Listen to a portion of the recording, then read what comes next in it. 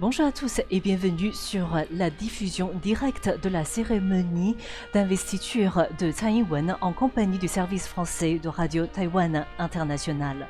Aujourd'hui, c'est l'entrée officielle en fonction de Tsai Ing-wen pour un deuxième mandat, ainsi de William Lai qui remplace le vice-président sortant Chen Jianren. Alors, cette journée d'investiture a débuté ce matin à 9 h au palais présidentiel selon un protocole millimétré qui a d'abord vu la chef de l'État Tsai Ing-wen prêter serment devant le portrait du père de la nation, Sun Yat-sen, suivi de William Lai, son nouveau vice-président. Et après avoir prêté serment, c'est le président du Parlement Yeo Shik-won qui a remis les 3 sceaux officiels, donc le grand sceau officiel de la nation à Tsai Ing-wen, ainsi que le sceau des grands honneurs et celui de président de la République, puis le sceau du vice-président de la République à William Lai. Oui, après la remise des sceaux, Tsai Ing-wen a signé son tout premier document officiel marquant ainsi le début de son deuxième mandat. Ce document est la nomination du Premier ministre Su Tseng-chang. Su Tseng-chang, qui dirige le gouvernement depuis janvier 2019, reste ainsi à la tête de la branche exécutive. Et après la nomination de Su Tseng-chang, il y a également la nomination du secrétaire général du palais présidentiel Su Jia-quan et du secrétaire général du Conseil de sécurité nationale Wellington Gu Li-xiong. Alors après toutes ces nominations qui marquent officiellement le début du second mandat de Tsai Ing-wen à la tête de l'État, William Lai et Tsai Ing-wen ont raccompagné le vice-président sortant Chen Tianzhen qui a gagné le Taipei Guest House, c'est-à-dire la maison des hôtes de Taipei, là où a lieu la suite du cérémonial. Oui, alors justement concernant cette cérémonie habituellement ouverte au grand public avec notamment la présence des dignitaires étrangers.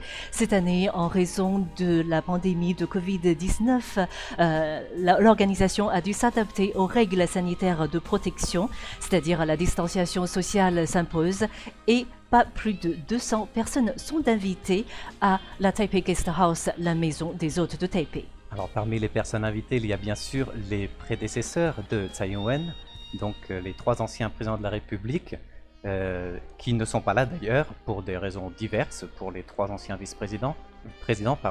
Il y a aussi les anciens responsables politiques, il y a les représentants des partis politiques, il y a les vice-présidents et présidents des 5 branches du pouvoir, ainsi que les représentants des collectivités locales.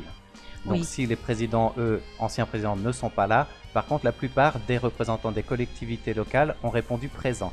Oui, alors on parlait tout à l'heure des dignitaires étrangers, certes ils sont absents physiquement, mais en réalité leurs vœux n'étaient pas absents à la cérémonie inaugurale puisque leurs vœux ont été transmis sous forme de vidéo et puis projetés sur l'écran à la Taipei Guest House. Et en plus de messages de vœux des dignitaires étrangers, il y avait eu également la diffusion d'une vidéo dédiée au vice-président sortant Chen Jianren pour le remercier de ses 4 années de contribution. Et bien sûr, épidémiologiste de formation, Chen Jianren a joué un grand rôle dans la lutte de Taïwan contre la pandémie de Covid-19. Et par la suite, il y a une série de chants assurés par le chœur national de Taïwan et aussi de la musique jouée par le chœur de l'armée. Alors dans quelques instants, la présidente Tsai Ing-wen sera à la tribune pour prononcer son discours inaugural, un discours qui est très attendu tant sur le plan interdétroit, sous fond de tension continue avec Pékin, que sur le plan international avec un soutien croissant et inédit. Oui, on sait que Tsai Ing-wen, réélue en janvier de cette année avec plus de 8 170 000 voix, c'est-à-dire plus de 57,13% des suffrages, a décliné sa position interdétroit en 4 grands points, c'est-à-dire la paix, la démocratie, l'égalité et le dialogue. C'était en janvier dernier et selon le palais présidentiel, pour le discours inaugural que Tsai Ing-wen va prononcer, ces 4 points devront être maintenus, c'est-à-dire Tsai Ing-wen prône toujours une approche interdétroit non conflictuelle, cela malgré les pressions exercées par Pékin sur Taïwan, en fait, sur la scène internationale. Voilà, ces pressions n'ont pas diminué depuis janvier, loin de là. Durant les 4 années de Tsai Ing-wen à la tête de l'État, on le sait, Taïwan a perdu 7 alliés diplomatiques sous les pressions de Pékin, mais cela n'empêche pas que Taïwan veut garder cette approche non conflictuelle interdétroit pour que ce soit constructive. Alors au niveau international et interdétroit, les enjeux sont énormes puisqu'on le sait, Taïwan est aussi absent de la plupart des organisations internationales, toujours sous les pressions politiques de Pékin. L'exemple le plus récent, c'est bien sûr celui de l'AMS. Oui. Toujours selon le palais présidentiel, le discours sera axé de Taïwan en fait sera axé sur le développement économique, la stabilité sociale, la sécurité nationale et le renforcement des institutions démocratiques, des perspectives pour les 4 prochaines années. Et la particularité de cette année est que la cérémonie se déroule à la Taipei Guest House, donc la maison des hôtes de Taipei. C'est le lieu de rencontre d'hôtes et des célébrations du gouvernement. La maison des hôtes de Taipei est l'ancienne résidence du gouverneur japonais du temps de la colonisation de Taïwan. Cette maison a été construite en 1901. Et là, on voit sur l'écran le cortège de la présidente Tsai Ing-wen qui arrive donc sur le lieu, c'est-à-dire la Taipei Gate House depuis le palais présidentiel. Donc, elle se prépare bientôt à prononcer son discours inaugural. Et on disait que la maison des hôtes de Taipei a été inaugurée, construite en 1901 et par la suite, elle a subi une série de réhabilitations pour se doter d'un style un peu plus baroque. Je ne sais pas si vous arrivez à distinguer ce style inspiré de baroque qui date de 1911 et de 1913. Et bien sûr, aujourd'hui, alors là, Tsai Ing-wen s'apprête à prononcer son discours inaugural et le discours sera traduit par Christophe Chan Wenshuo, spécialement invité par le service français pour l'occasion. Il nous rejoint actuellement et là, on voit Tsai Ing-wen s'approche progressivement sur la tribune pour son discours très attendu. Bien sûr, elle est accompagnée du vice-président William Lai ainsi que de son épouse. On voit le secrétaire général du palais présidentiel qui est là. Tsai Ing-wen salue d'abord le public qui ne sont pas plus de 200, on l'avait dit. Et bien sûr, là, c'est une salutation très chaleureusement accueillie par les invités qui sont sur place. Et Tsai Ing-wen, en fait, on voit qu'elle a changé de costume depuis le palais présidentiel jusqu'ici. Tout à l'heure, elle était complètement en grise pour prêter le serment. Et là, elle est en veste grise et elle est habituée à son style habituel. Et Tsai Ing-wen va gagner la tribune pour commencer son discours. Là, on demande à tous les invités de s'asseoir pour écouter le discours inaugural de Tsai Ing-wen.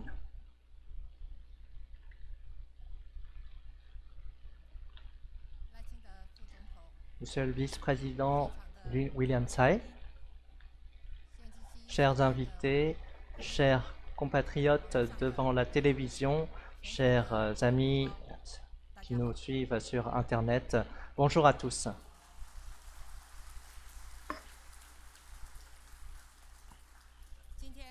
Aujourd'hui, je suis ici avec dans le cœur beaucoup de reconnaissance, de gratitude, car je suis très conscient des responsabilités qui me sont confiées. Pour nous tous, cette cérémonie d'investiture est très importante. L'importance de cette cérémonie n'est pas personnelle, mais c'est une importance pour la démocratie. Nous savons tous que cette démocratie, ses acquis ne sont pas faciles. Donc nous voulons remercier ici, plus particulièrement, donc également l'équipe de Taïwan qui a lutté contre l'épidémie. Je souhaite également remercier tous les concitoyens qui ont fait preuve de civisme, qui ont fait la queue devant la pharmacie pour acheter les masques. C'est vos efforts conjoints qui ont fait que Taïwan a réussi la lutte contre l'épidémie et a été remarqué au niveau international. pour ce succès contre l'épidémie. Nous souhaitons également remercier tous ceux qui se sont pliés aux règles parfois strictes pour l'isolement à domicile, la quarantaine à domicile. Nous savons que c'est très difficile, cette autodiscipline, mais voilà, le résultat est là et nous sommes très contents. Cette épreuve, cette réussite, cet honneur, en fait, cette gloire rejaillira sur l'ensemble du pays dans l'histoire et restera gravé dans nos mémoires. Nous sommes très confiants que dans le monde entier, beaucoup de pays regardent notre exemple et donc voient qu'à Taïwan, il y a un peuple très bon, gentil et qui a fait face ensemble, solidaire, à cette épreuve difficile. C'est notre solidarité qui nous a permis de vaincre l'adversité et qui a fait que nous sommes aujourd'hui ici en bonne santé et toujours debout face à l'épidémie. Depuis janvier jusqu'à maintenant, deux expériences de au retentissement international à Taïwan. Premièrement, nos élections démocratiques en janvier et ensuite donc cette lutte avec succès contre l'épidémie. Donc nous voyons maintenant que après avoir dépassé cette épreuve, nous pouvons même aider les autres dans le monde entier avec l'envoi des masques, de millions de masques à l'étranger. Et donc c'est vraiment un esprit taïwanais. Une fois que nous sommes nous-mêmes en sécurité, nous souhaitons aider les autres. Aider soi-même, c'est aider les autres, c'est nous aider nous-mêmes. L'épidémie est encore loin d'être terminée. Nous devons toujours faire preuve de vigilance. Et donc cette maladie, cette épidémie a eu un impact énorme sur le monde entier, a changé l'ordre mondial politico-économique. Et donc nous assistons en fait à un tremblement de terre géopolitique, géostratégique. Cette épidémie a également changé, modifié le rôle de chacun des pays, y compris Taïwan, sur la scène internationale. C'est pour cela que nous devons tous être prêts, chers concitoyens, à faire face à ces nouveaux défis ensemble. Donc, les 4 années qui vont suivre, nous avons souhaité planifier une stratégie nationale pour faire face à ces défis, cette adversité très grande dans le monde entier. Pour gouverner un pays, il faut rester calme, serein et pouvoir regarder au loin. C'est ce que nous avons fait ces 4 dernières années et nous essayerons de faire de même, de continuer pour vous laisser un pays encore meilleur dans 4 ans. Nous souhaitons donc développer 4 axes de stratégiques pour se préparer à l'avance et faire face à l'adversité, soit le développement économique, la stabilité sociale, la sécurité nationale et le renforcement des institutions démocratiques. Premièrement, donc le premier axe, le développement économique, c'est un point primordial pour nous. Nous avons dès 2016 en fait commencé à améliorer notre forme économique. Par le passé, donc pendant ces 4 dernières années, la bourse a atteint un niveau historique, plus de 10 000 points au TAIEX pendant 3 années. Notre économie s'est développée avec stabilité. C'est quelque chose, une réussite dont nous sommes fiers. Donc ce développement, cette croissance stable. Cependant, nous faisons face à une situation économique mondiale complexe et difficile. Donc nous continuerons à appliquer ces principes pour que la croissance à Taïwan, le développement continue à être stable et pour renforcer le développement économique dans les dizaines d'années qui suivent. Donc, sur la base du programme de transformation industrielle 5+2, nous allons souhaiter développer 6 secteurs stratégiques industriels. Premièrement, nous souhaitons développer le secteur du numérique, nous appuyer sur nos avantages comparatifs dans le domaine des semi-conducteurs et des NTIC pour créer un centre de technologie du numérique de l'information. Deuxièmement, le secteur du numérique, mais aussi de la sécurité de l'information, ce qui comprend l'entrée dans l'ère de la 5G, aussi la sécurité de l'information. Troisièmement, le secteur de la haute technologie biotech et médicale. Pendant cette épidémie, nous avons vu l'importance des tests, des masques et aussi des développements de vaccins. Donc nous voyons qu'aujourd'hui, c'est un secteur qui est indispensable à la survie des nations. Quatrième secteur, nous souhaitons développer des technologies de pointe issues de l'intégration des technologies militaro-civiles. Nous souhaitons que cette coopération entre le privé et l'armée, le militaire, la défense puisse être un moteur de notre développement. Cinquièmement, les énergies renouvelables, les énergies vertes sont un point de notre développement économique primordial. Par le passé, nous avions déjà commencé et nous souhaitons être à la pointe et un centre de l'énergie renouvelable en Asie-Pacifique. Sixièmement, nous souhaitons également développer le secteur des biens de première nécessité et des réserves stratégiques dans des cas de crise comme celle à laquelle nous assistons actuellement liée à l'épidémie. Dans la situation internationale actuelle, ceux qui peuvent être autonomes jusqu'à un certain point peuvent profiter de l'avenir avec sérénité, et donc c'est pour cela que ce dernier secteur nous semble important.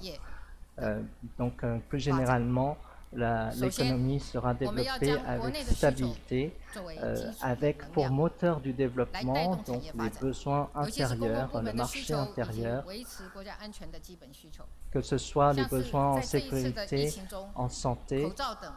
Par exemple, dans cette crise liée au Covid-19, nous avons vu la formation très rapidement d'une équipe de Taïwan pour la fabrication des masques de protection, et c'est dans cet état d'esprit que nous souhaitons travailler.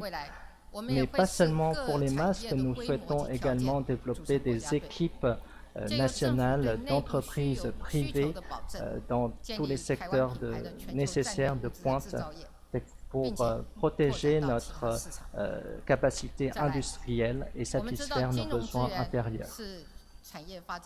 Également très important, bien sûr,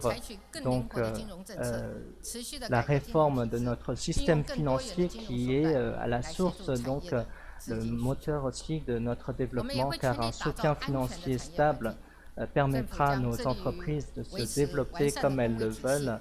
C'est pour cela que nous pensons que la sécurité, la réforme du système financier est un point important pour notre développement économique.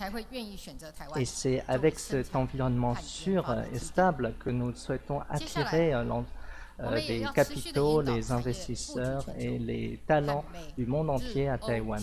Nous souhaitons bien sûr également signer des accords commerciaux avec les États-Unis, le Japon et d'autres pays avec lesquels nous partageons des valeurs communes. Nous continuerons bien sûr à nous développer à l'international pour conquérir de nouveaux marchés, créer des conditions favorables pour nos entreprises. Et donc nos entreprises seront pour nous des pionniers dans chacun des pays.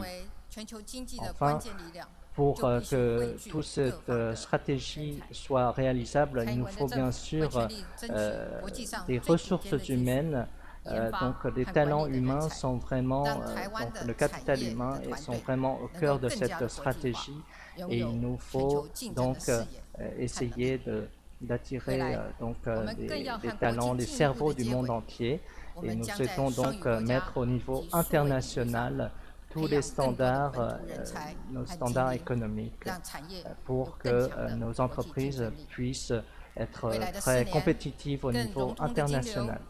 Dans les 4 années qui viennent, nous souhaitons intensifier les échanges humains, de marchandises, également de technologies entre Taïwan et le monde entier pour développer une nouvelle ère, une nouvelle économie.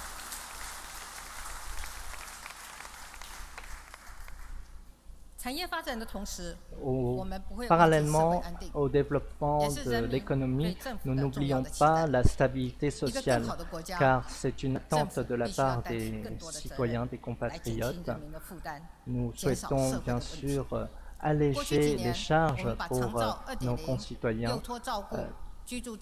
Durant notre dernier mandat, nous avions commencé à préparer un réseau de protection sociale, de prise en charge des personnes âgées sur la durée. Et donc, cependant, il y a encore des trous dans ce réseau de protection sociale et c'est à cela, à la complétion de ce réseau de protection que nous allons nous atteler.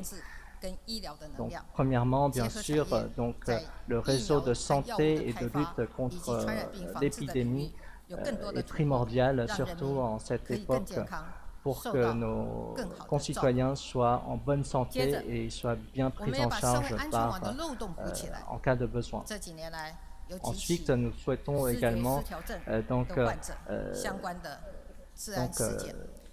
remplir, combler les failles, surtout liées aux problèmes, aux maladies psychologiques, aux psychoses. Nous souhaitons, car nous avons remarqué parfois quelques crimes liés à ces patients souffrant de maladies psychiques et nous souhaitons renforcer leur prise en charge par la société, par le gouvernement pour leur permettre de s'intégrer dans la société et pour que les minorités en faiblesse puissent s'intégrer plus généralement dans la société et éviter qu'ils soient en situation de crise ou difficile.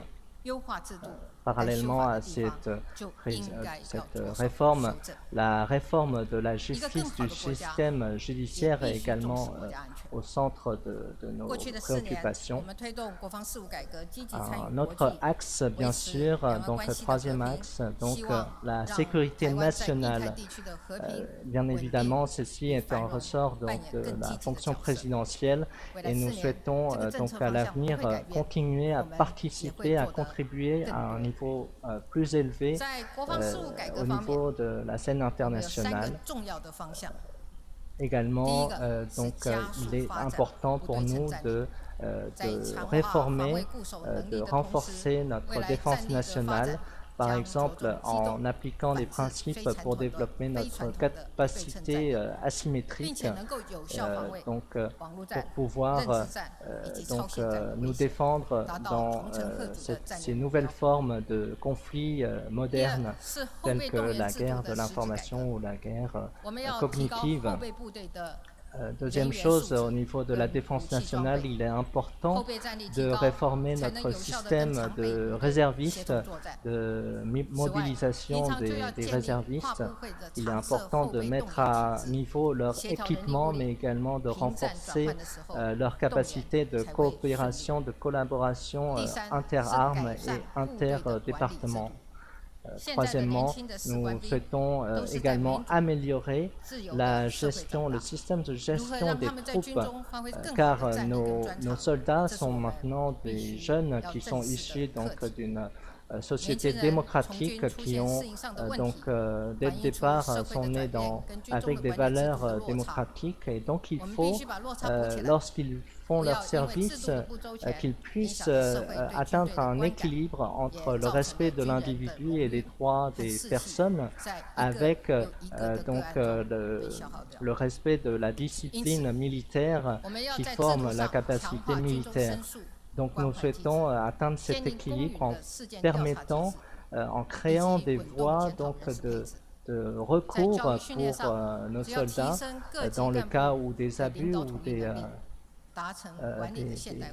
fautes seraient commises, des abus. Nous souhaitons donc qu'il y ait des recours possibles pour nos jeunes citoyens qui font leur service. Bien évidemment, c'est un équilibre difficile entre le respect des droits individuels et la force du groupe de l'armée. Sur beaucoup de coopération internationale, Taïwan est présente, que ce soit contre le terrorisme, pour l'aide humanitaire ou encore la lutte contre l'épidémie. Taïwan a toujours contribué et souhaite continuer à faire des contributions. Par exemple, dans cette lutte contre l'épidémie, nous avons vu que le modèle taïwanais a été reconnu comme une des meilleures solutions de lutte démocratique, de résolution d'une épidémie telle que celle liée au Covid-19. Dans les 4 années du nouveau mandat, nous allons continuer à approfondir nos coopérations avec les pays avec lesquels nous partageons des valeurs communes. Nous approfondirons également la coopération au niveau régional Asie-Pacifique pour continuer à contribuer à la stabilité, à la prospérité de la région. Face à la situation interdétroit entre les deux rives du détroit de Formose, nous avons fait face à de nombreuses pressions et nous souhaitons cependant toujours continuer à dialoguer, à être un contributeur pour le maintien de la paix. Et pour nous, donc, les 4 principes de la paix, de la réciprocité, de la démocratie et du dialogue sont pour nous les bases essentielles d'un bon développement des relations entre les deux rives du détroit de Formose de Taïwan. Et pour nous, ce sont vraiment les principes essentiels, primordiaux pour le développement de ces relations. Les relations entre Taïwan et la Chine sont à un moment clé de l'histoire.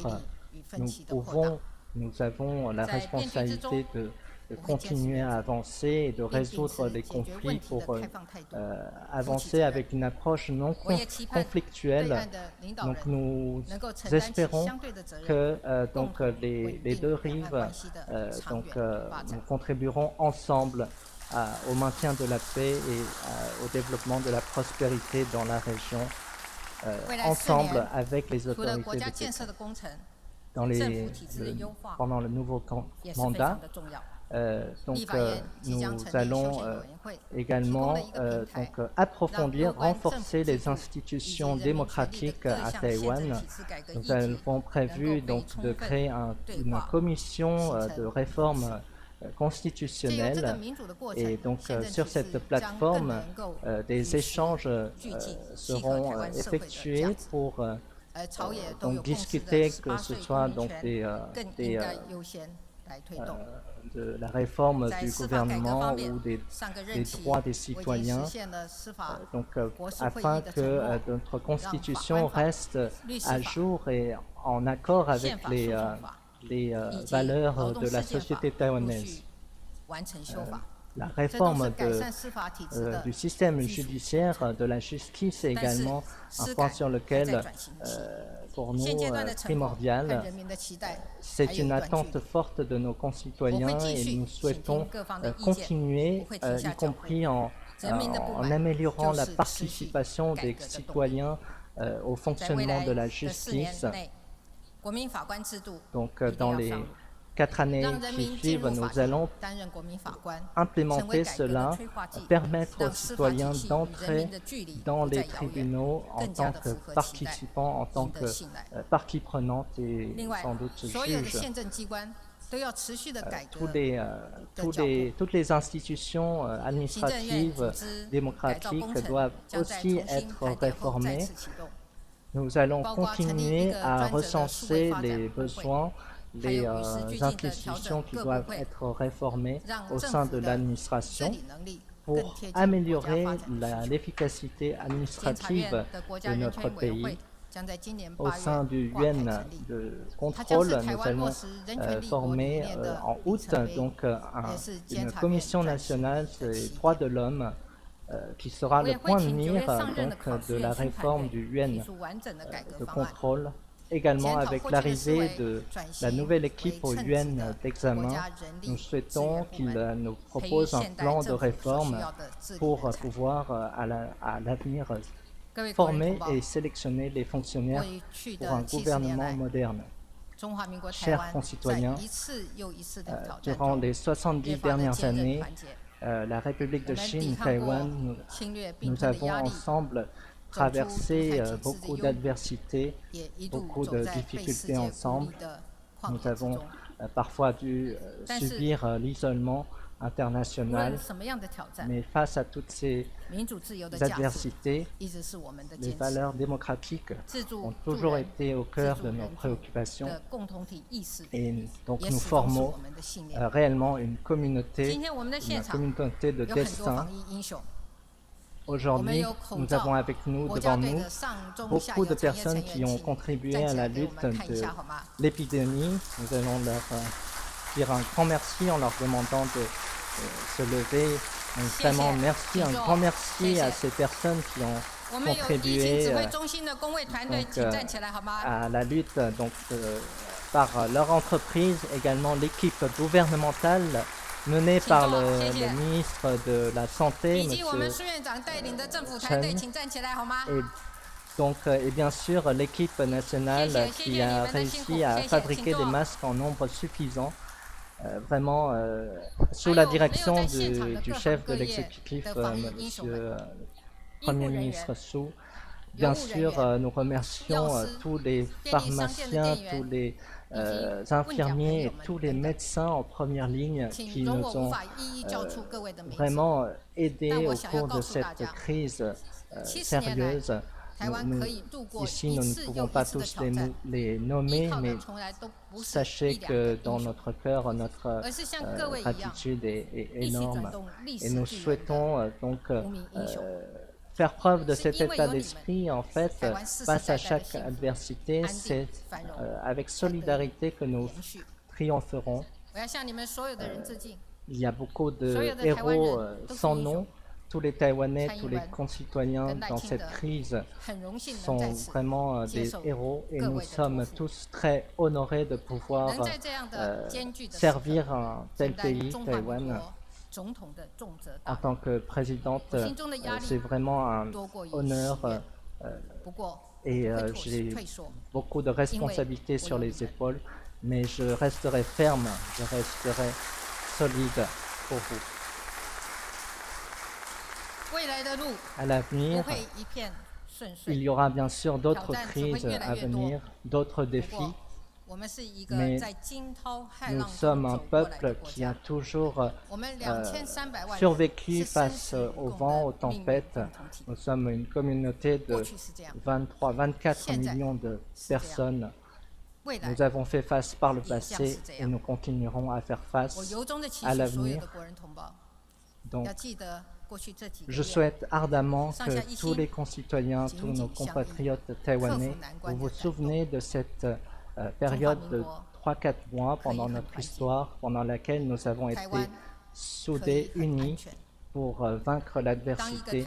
Nous pouvons être en sécurité, nous pouvons être très fiers, nous pouvons continuer à avancer ensemble face à l'adversité, la tête haute et le regard droit. Chers compatriotes, l'avenir nous réserve beaucoup de surprises encore. Notre histoire est en train de se faire. L'histoire de Taïwan appartient à tout un chacun et a besoin que tout un chacun y participe.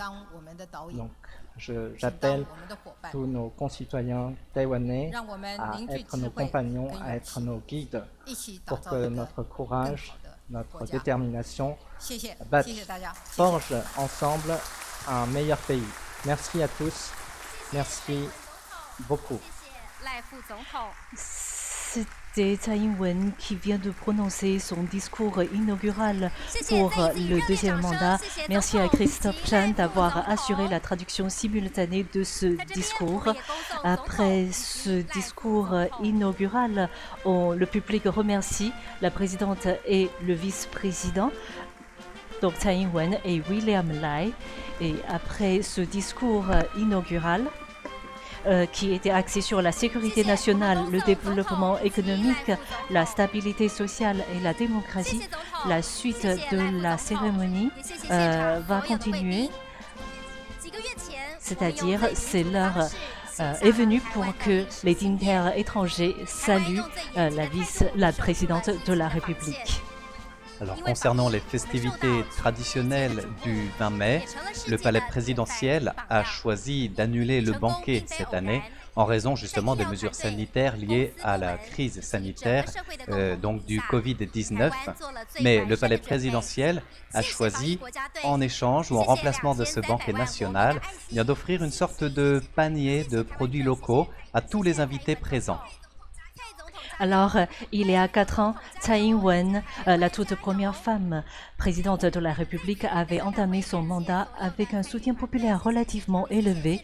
Et malheureusement, c'était dans le sillage de la 3e alternance politique. Mais malheureusement, on sait que les différentes politiques de réforme menées par Tsai Ing-wen ont conduit le parti à un échec en fait lors des élections locales.